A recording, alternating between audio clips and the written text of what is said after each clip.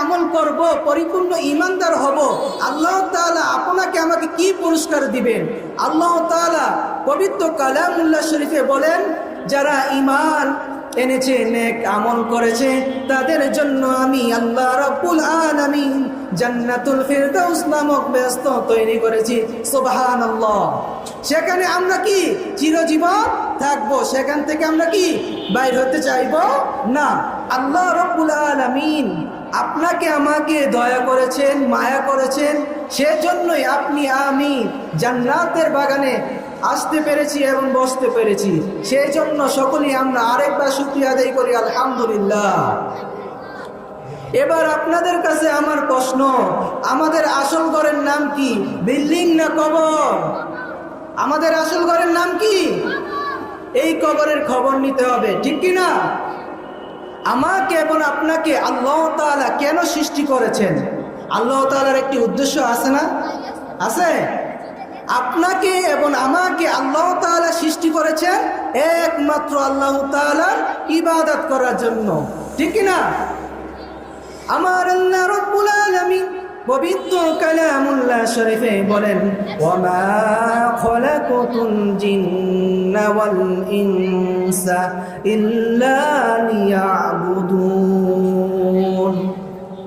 আমার আল্লাহ রাব্বুল আলামিন বলেন, নিশ্চয়ই মানুষ এবং জিন জাতিকে সৃষ্টি করেছি একমাত্র আল্লাহ তাআলার ইবাদত করার জন্য। সুবহানাল্লাহ। আপনাকে আমাকে সৃষ্টি করেছেন আল্লাহ তাআলার ইবাদত করার জন্য, ঠিক কি না? আমরা যদি আল্লাহ তাআলার ইবাদত করি, আল্লাহ তাআলা আপনাকে আমাকে কি পুরস্কার দিবে জানতে মন চায় না? কার কার জানতে মন চায়? দুই হাত তুলে দেখাই যে আল্লাহ রাব্বুল আলামিন আমাকে আপনাকে সৃষ্টি করেছেন একমাত্র আল্লাহ তাআলার ইবাদত করার জন্য, ঠিক কি না? আপনাকে আমাকে সুদ খাওয়ার জন্য সৃষ্টি করে নাই। সুদ খাওয়ার জন্য সৃষ্টি করেছেন? আপনাকে আমাকে ঘুষ খাওয়ার জন্য সৃষ্টি করে নাই। আপনাকে আমাকে ওলি আল্লাহর বিরুদ্ধে কথা বলার জন্য সৃষ্টি করে নাই। আপনাকে আমাকে আখিরি নবী, নূর নবী আমার হযরত মুহাম্মদ সাল্লাল্লাহু আলাইহি ওয়াসাল্লামের বিরুদ্ধে কথা বলার জন্য সৃষ্টি করে নাই। আপনাকে আমাকে সৃষ্টি করেছেন আল্লাহ তাআলার ইবাদত করার জন্য। আমার আপনার প্রিয় নবী হযরত মুহাম্মদ সাল্লাল্লাহু আলাইহি ওয়াসাল্লাম বলেছেন, ও আমার প্রিয় উম্মত, তোমার ঈমানকে খাঁটি করো। আপনাকে আমাকে আমার প্রিয় নবী হযরত মুহাম্মদ সাল্লাল্লাহু আলাইহি ওয়াসাল্লাম কি বলেছেন? আপনার আমার ঈমানকে কি করতে? খাঁটি করতে বলেছেন। আপনার আমার ঈমানকে কি করতে হবে? খাঁটি করতে হবে। তারপর নেক আমল করতে হবে, ঠিক কি না? এই নেক আমলগুলোই আমাদের নাজাতের জন্য যথেষ্ট হয়ে যাবে। সুবহানাল্লাহ। আমরা যে নেক আমল করব, পরিপূর্ণ ঈমানদার হব, আল্লাহ তাআলা আপনাকে আমাকে কি পুরস্কার দিবেন?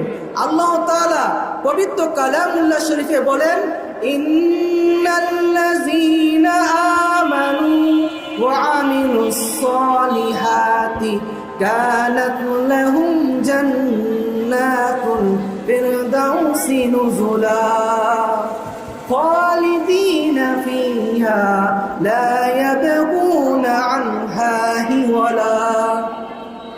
আমার আল্লাহ রাব্বুল আলামিন বলেন, যারা ঈমান এনেছে, নেক আমল করেছে, তাদের জন্য আমি আল্লাহ রাব্বুল আলামিন জান্নাতুল ফিরদাউস নামক বেহেশত তৈরি করেছি। সুবহানাল্লাহ। সেখানে আমরা কি চিরজীবন থাকবো? সেখান থেকে আমরা কি বাইর হতে চাইবো না।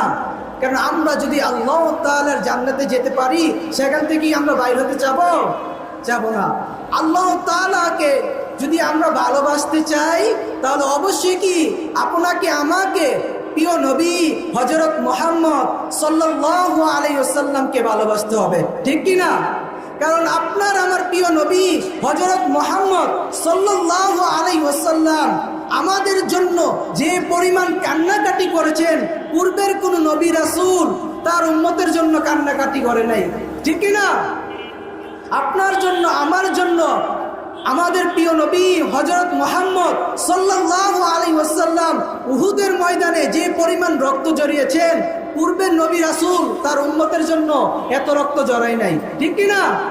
আপনার জন্য, আমার জন্য কত কষ্ট করেছেন আমার আপনার প্রিয় নবী হযরত মুহাম্মদ সাল্লাল্লাহু আলাইহি ওয়াসাল্লাম। সেই নবীকে কেমন ভালোবাসতে হবে। একদিন আমার প্রিয় নবী হযরত মুহাম্মদ সাল্লাল্লাহু আলাইহি ওয়াসাল্লাম মসজিদে নববীতে বসেছিলেন। এমন সময় হযরত ওমর রাদিয়াল্লাহু তাআলা আনহু এসে বলেন, ওগো মায়ার নবী, আমি আপনাকে আমার জীবনের পর তারপর আমি আপনাকে ভালোবাসি। তখন আপনার আমার প্রিয় নবী হযরত মুহাম্মদ সাল্লাল্লাহু আলাইহি ওয়াসাল্লাম বলেন, ওহে ওমর, তুমি এখনো পরিপূর্ণ ঈমানদার হতে পারো নাই। তখন ওমর রাদিয়াল্লাহু তাআলা আনহু বলেন, ওগো মায়ার নবী, কেন আমি পরিপূর্ণ ঈমানদার হতে পারি নাই? তখন আমার আপনার প্রিয় নবী হযরত মুহাম্মদ সাল্লাল্লাহু আলাইহি ওয়াসাল্লাম বলেন, যেই পর্যন্ত তুমি তোমার জীবনের চেয়েও আমাকে বেশি ভালোবাসতে না পারবা, ততক্ষণ পর্যন্ত তুমি পরিপূর্ণ ঈমানদার হতে পারবা না। তখনই ওমর রাদিয়াল্লাহু তাআলা আনহু এই কথা শুনে তখন মায়ার নবীকে বলতেছে, ওগো মায়ার নবীজি, এখন থেকে আমি আপনাকে আমার জীবনের চেয়েও বেশি ভালোবাসি। তখন আপনার আমার প্রিয় নবী বলেন, ওগো ওমর, তুমি এখন পরিপূর্ণ ঈমানদার হতে পেরেছো। সুবহানাল্লাহ। তো আপনার আমার প্রিয় নবীকে যদি ভালোবাসতে পারি, তাহলে কাকে ভালোবাসা হয়ে যায়? আল্লাহ তাআলাকে। আমার আপনার আল্লাহ তাআলা বলেন যে আমাকে ভালোবাসার আগে আমার বন্ধু হযরত মুহাম্মদ সাল্লাল্লাহু আলাইহি ওয়াসাল্লামকে বেশি বেশি ভালোবাসতে হবে, ঠিক কি না? আপনি আমি আমার প্রিয় নবী হযরত মুহাম্মদ সাল্লাল্লাহু আলাইহি ওয়াসাল্লামকে কিভাবে ভালোবাসবো? আপনি আমি সব সময় যখন ফ্রি সময়ে বসে থাকি বা বিনা কারণে সময় নষ্ট করি, যখনই অবসর সময় আমরা ফ্রি সময়ে বসে থাকি, তখনই আমরা প্রিয় নবী হযরত মুহাম্মদ সাল্লাল্লাহু আলাইহি ওয়াসাল্লামের উপর দুরূদ পাঠ করব। কি পাঠ করব? দুরূদ পাঠ করব। কারণ আপনার আমার প্রিয় নবী বলেছেন, যে ব্যক্তি একবার আমার উপর দুরূদ পাঠ করবে, তার উপর 10টি রহমত নাজিল হবে। সুবহানাল্লাহ। শুধুমাত্র তাই নয়, যে ব্যক্তি আমার উপরে একবার দুরূদ পাঠ করবে, তার 10টি গুনাহ মাফ হয়ে যায়। সুবহানাল্লাহ।